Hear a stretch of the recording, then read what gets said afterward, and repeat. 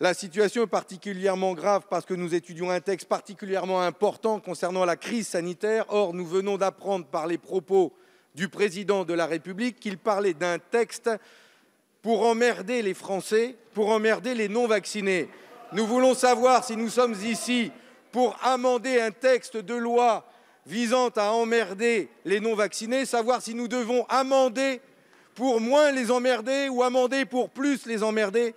Mais nous sommes ici dans l'Assemblée nationale en essayant de trouver le meilleur moyen de sortir de cette crise sanitaire et de faire en sorte que tout le monde puisse avoir accès au vaccin et d'éviter la saturation de nos hôpitaux et d'aider nos aides-soignants. Nous demandons donc que le Premier ministre vienne ici s'expliquer sur le véritable ordre du jour et intention du gouvernement. La situation du pays, je le dis solennellement devant la représentation nationale, est difficile.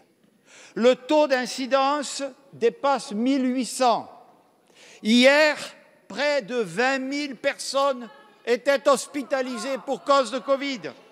Hier, 272 de nos concitoyens sont morts du fait de la maladie, portant le nombre de décès depuis son déclenchement à 124 247.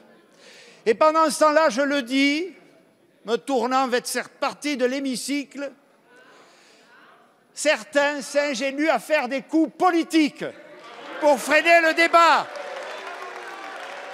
Je vous le dis, ce n'est pas responsable.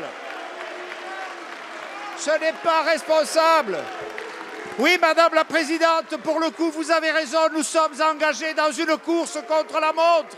Allez, le virus galope et vous tirez sur le frein à main. Que pensent nos concitoyens de ces facéties? Croyez-vous qu'ils rehaussent le débat public? Que pensent, mesdames et messieurs les députés, nos soignants engagés, qui, eux, ne s'arrêtent pas à minuit, comme vous l'avez souhaité et voté? C'est purement irresponsable. J'appelle la représentation nationale à la sérénité qu'exigent les circonstances, mesdames et messieurs les députés. J'appelle l'Assemblée nationale et je vous remercie, Madame la Présidente, je le dis ici, de la position de votre groupe qui a accepté de renoncer ou de décaler son temps de débat pour permettre la discussion sur ce très important projet de loi de reprendre sans délai. Et je regrette que les Républicains n'aient pas eu le même sens des responsabilités. Je ne comprends pas davantage.